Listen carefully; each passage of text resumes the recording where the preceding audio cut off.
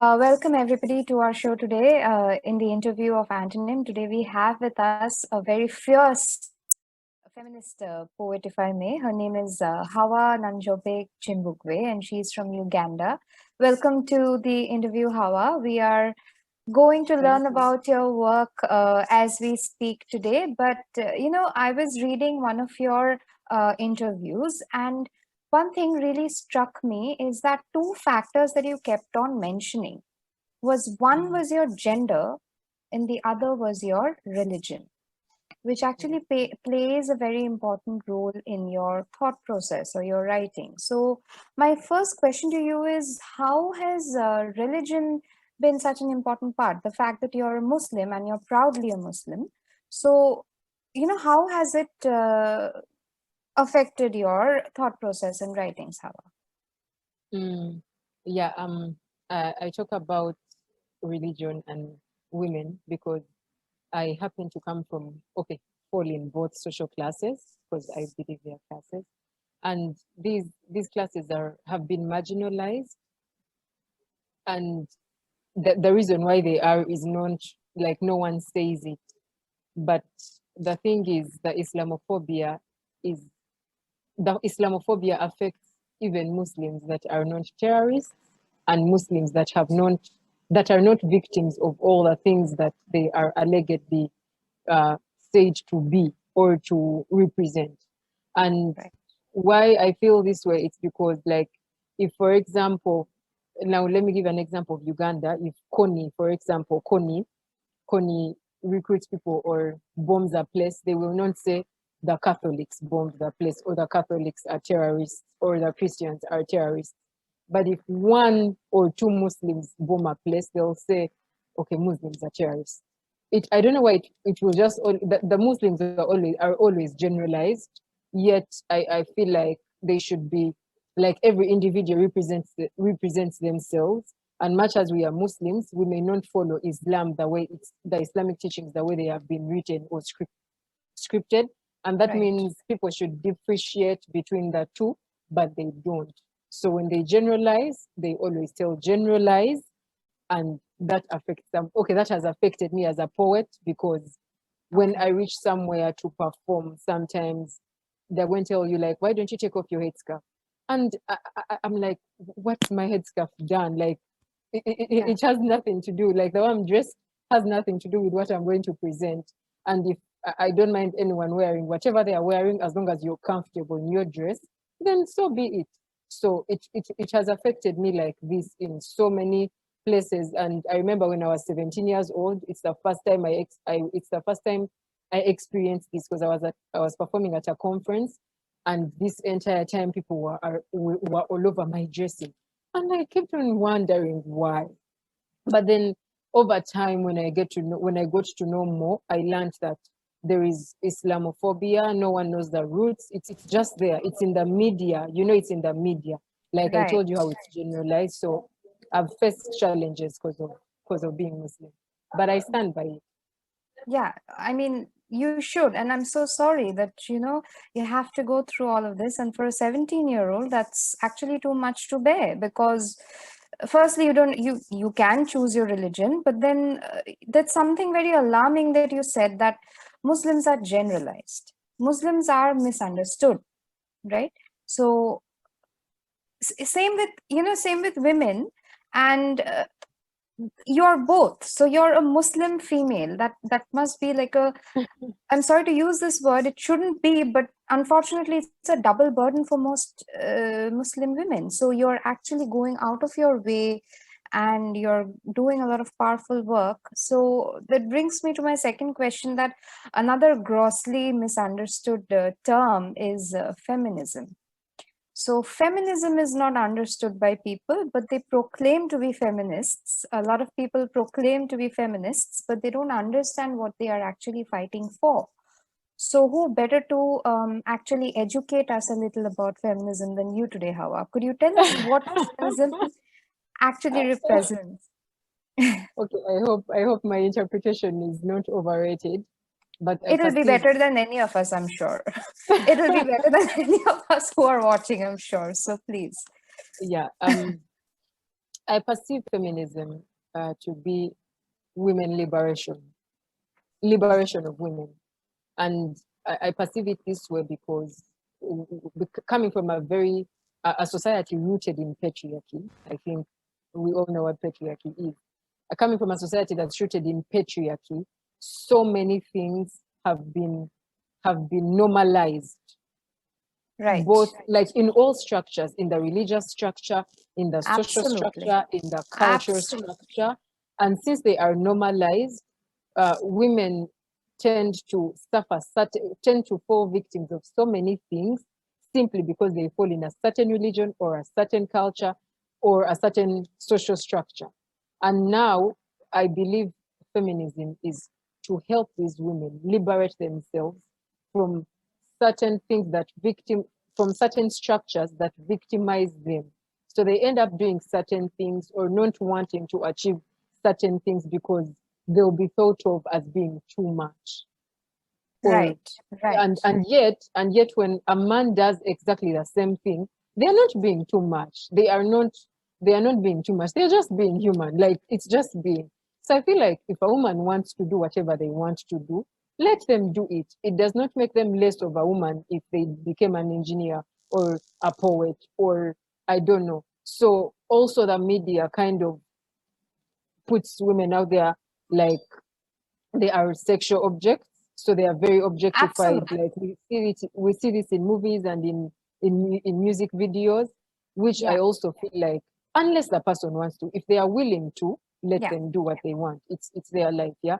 But then them being perceived as a certain way because they are woman, like men sleep around and they are not called whores or prostitutes. So when a girl does that, she's called a prostitute and she's Absolutely. ridiculed. I have issues with that. I just feel like you're both Mm. human beings doing the same thing. So just don't, prostitute her or name her prostitute simply because she does what you do, but because she's female, she gets that ridiculing or, stigma. Some very, very powerful stuff coming from you, Hawa, because we need to talk about this more. And, the fact that you again said people normalize a lot of things. I'm quoting the word normalize. And there is also another kind of glorification, if you may. There is a sort of a toxic glorification in the culture. There's this glorification is toxic, And right? So, expectations.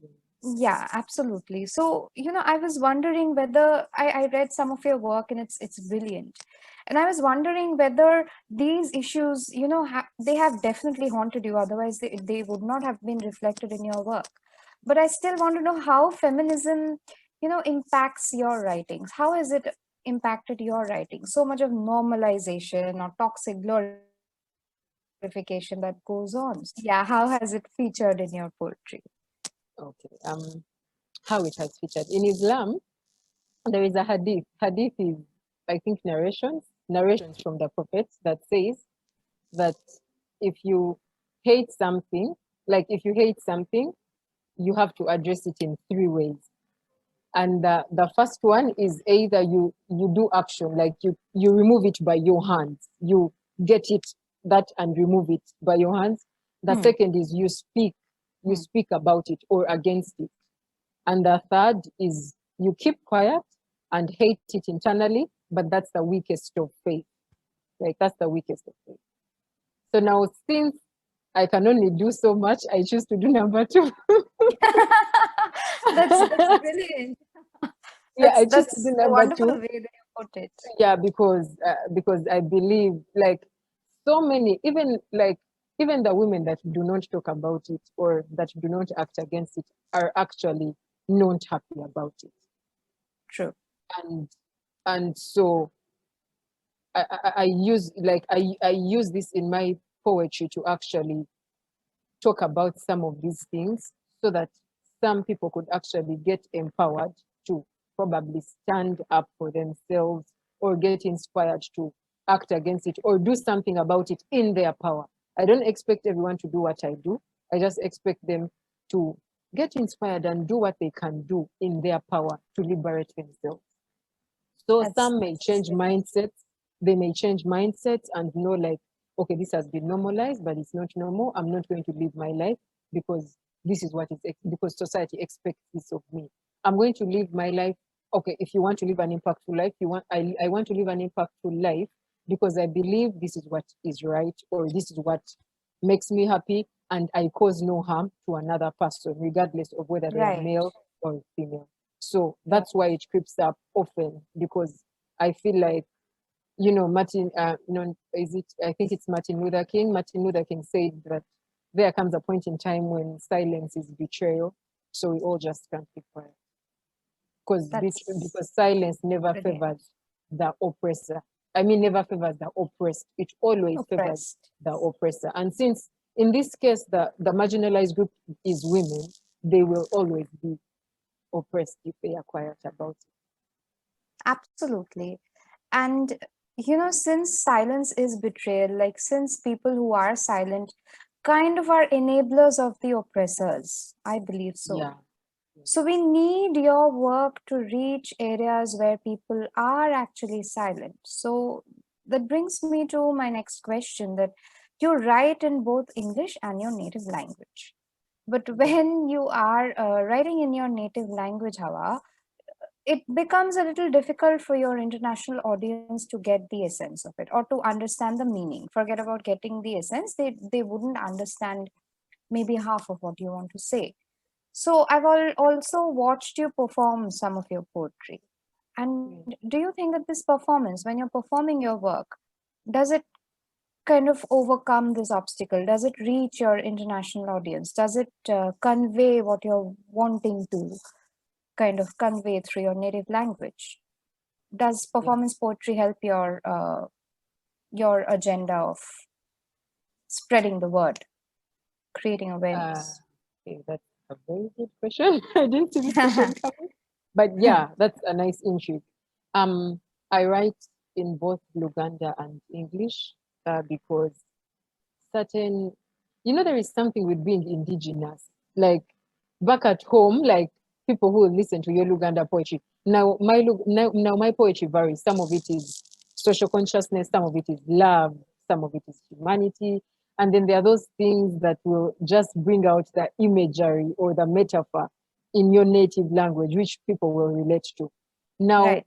that of course the stage is always going to be different from the page, because the thing with the stage is people feel, they are listening, they are seeing. So in the process of seeing and listening, they feel what you're saying.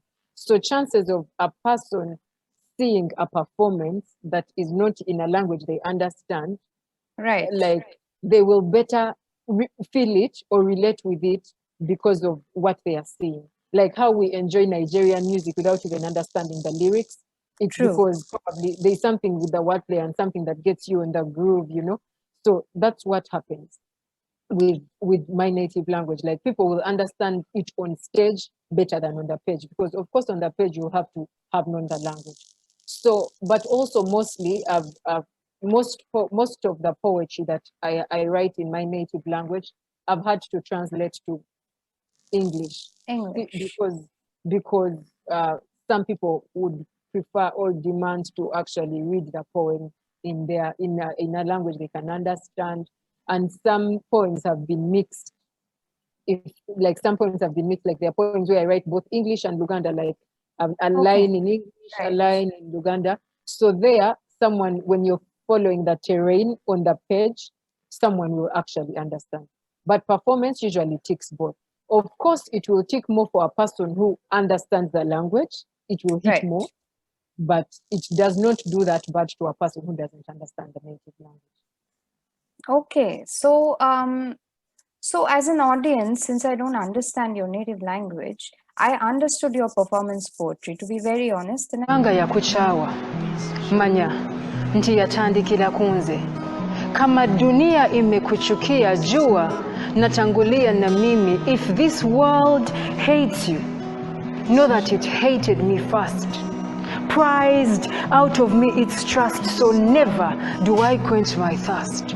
Because above me is gravity and below me is upthrust forces that pull and push me away through hell and high water, that I find my way to a path filled with skulls, corpses, broken glasses, jumping, skipping, hopping. I trot and I cave into a place I would never crave, the grave, to finally piece the pieces within. But I lay restlessly herein. I still hear the Homo sapiens on the other side. I hear men crying like women for what they can't defend. I hear men becoming women in bid to amend the rent they fail to mend.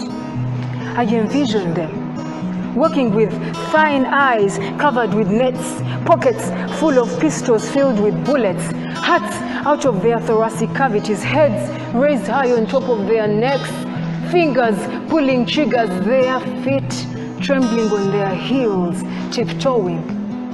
I envision their souls collapsing in unrelenting agony, trying hard to crawl out of this mess, not to lose face, but it's too late. We're verily in total loss, mate.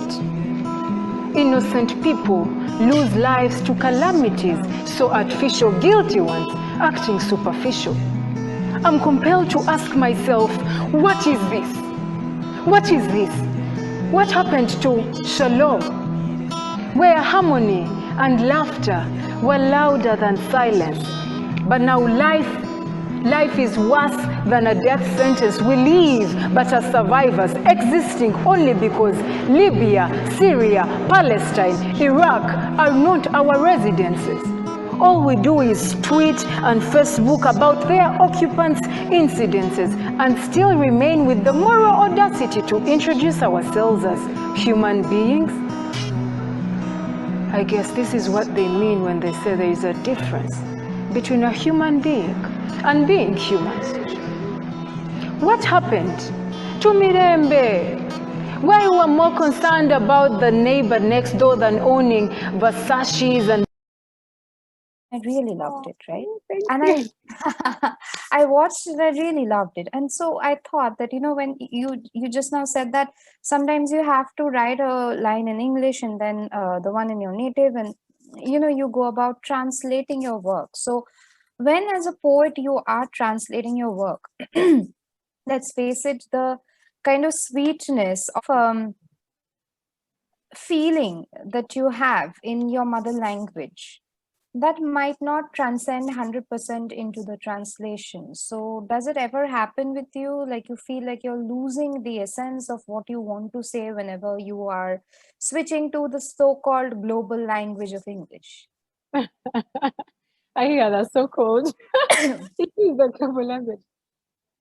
Yes, of course that has to happen because different. I believe each language has different or varying richness in its literature, and I think that's the beauty of intercultures and different languages. Each language has its own richness, and so converting this richness to tap into this other It's a richness task. it is a hard task. So sometimes it gets tight.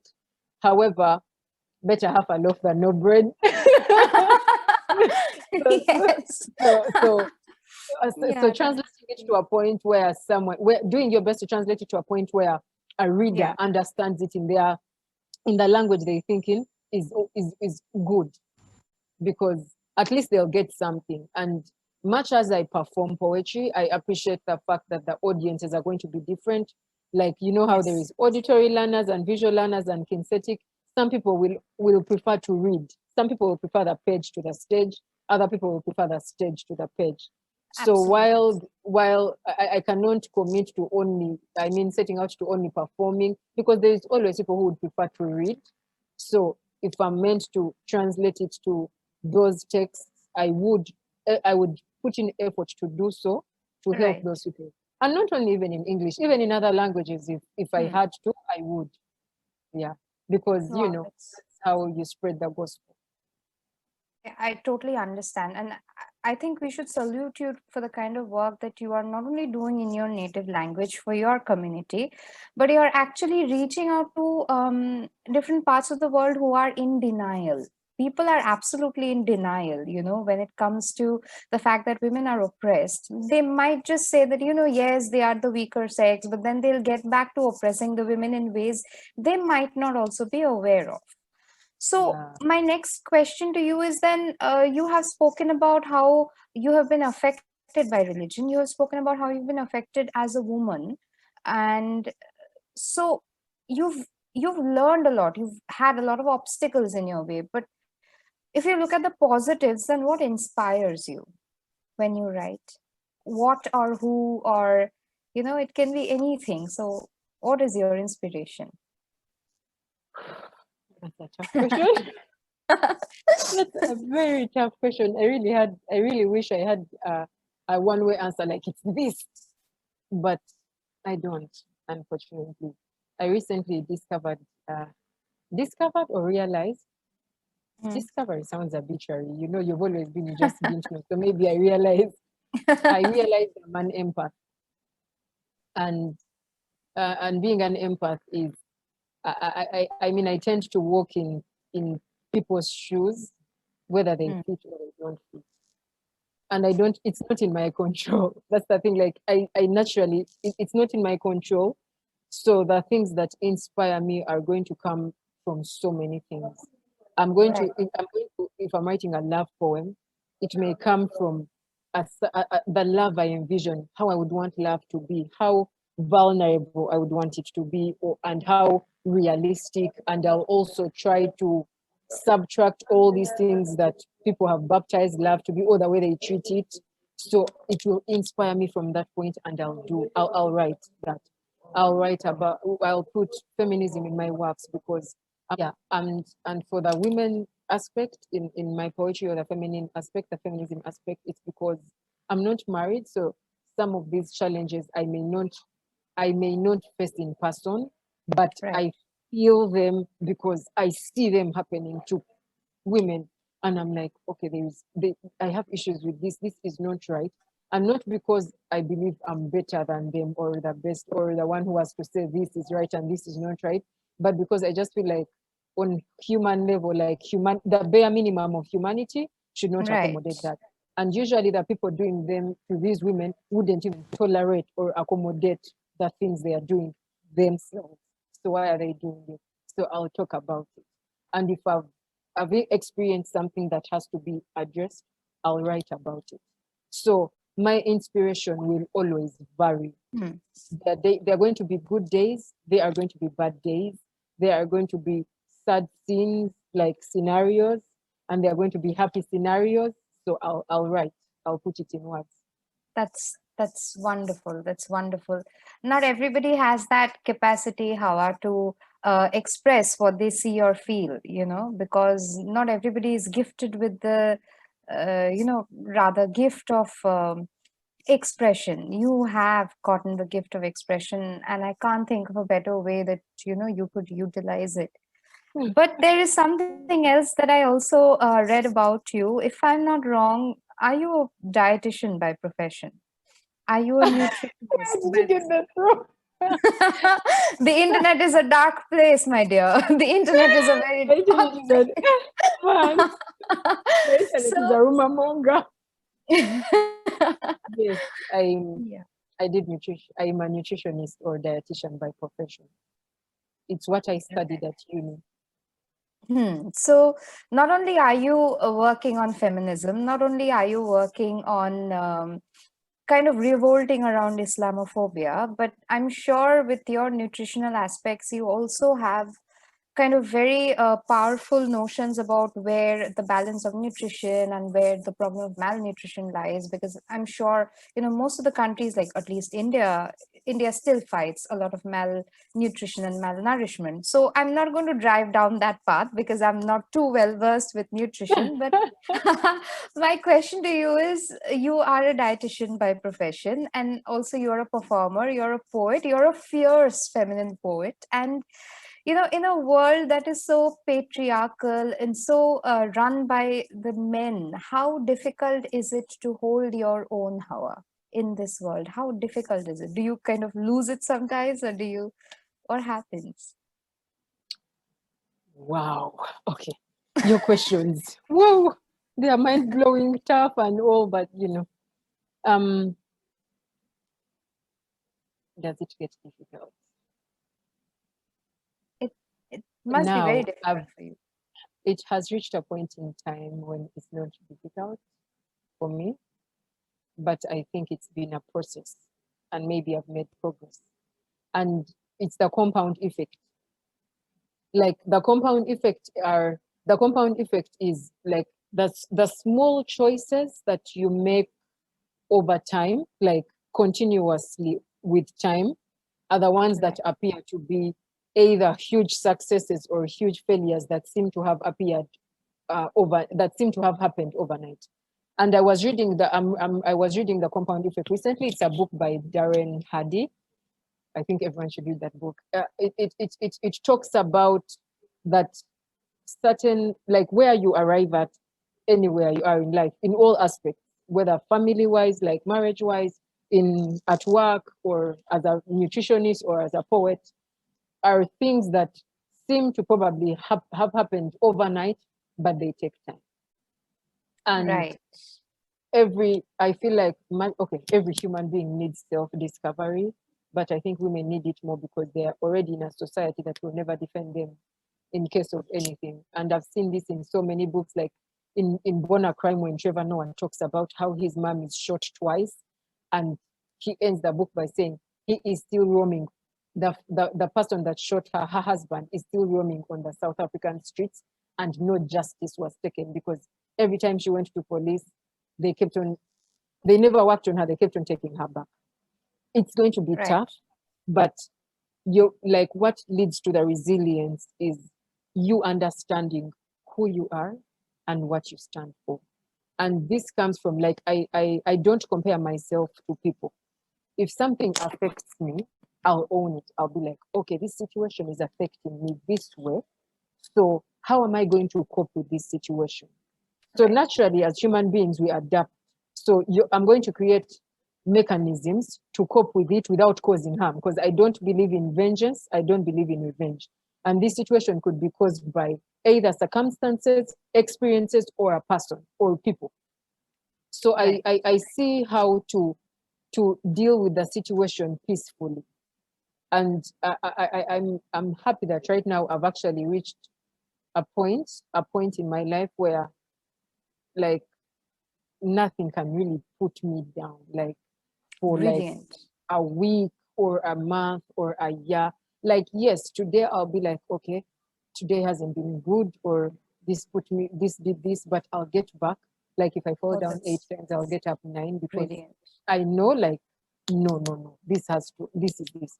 So how I actually managed to go over all the 3 aspects is because I believe in it has to work.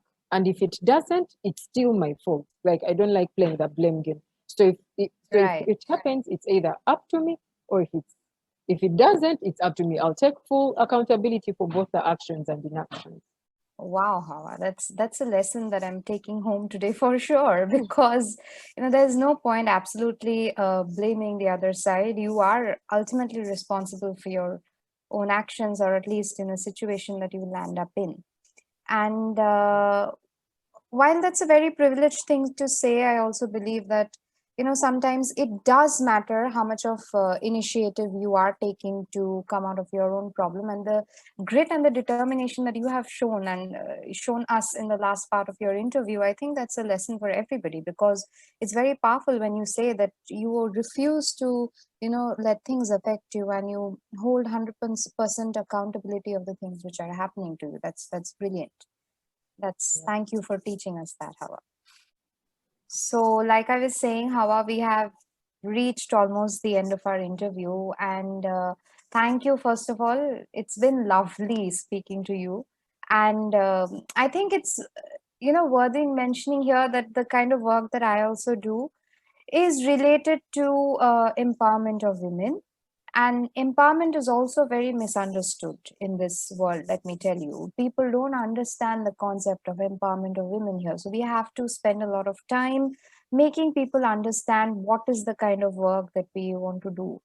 So anyway, I totally understand the challenges that you had to go through, and it was lovely speaking to you. I could totally connect with you at different levels.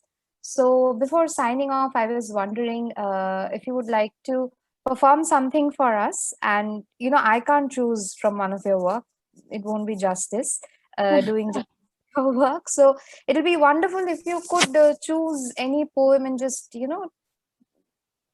read out a few lines maybe for your audience, because otherwise the interview remains incomplete. Okay, I'm going to read one of those in my head. Sure, sure. Thank you for having me. As I stand and walk down this red carpet, elegantly dressed in this stunning velvet, flamboyantly pacing at a rate. Yes, a rate that makes you doubt Newton's first law of motion. So content, like I own pound-making machines in my basement, I have nothing to lose. When with gentleness of supreme strength, I indulge calmness deep in its depth, so humbled as though I'm about to be crowned as the next Navagereka. And you wish you would shoot me dead because I behave like I'm the only female residing in the mighty planet of Mars. I have nothing to lose. I really have nothing to lose. My life's gangster. I alter imagination into reality. I am too complete to compete. I am loved, adored, and cherished above all things by the creator of all things, who's greater than all things. And perhaps you are my reflection. Wow. That's wonderful. How I really did. There are no words to express how powerful that is. There is nothing dainty about it, that there is nothing vulnerable about it. It just speaks about power and fire. And wow, it's brilliant, Hawa. Thank you so much. It was lovely having you here. For I'm sure the people who are watching this interview are actually getting to learn a lot, and that means a lot to all of us here at the Antonym.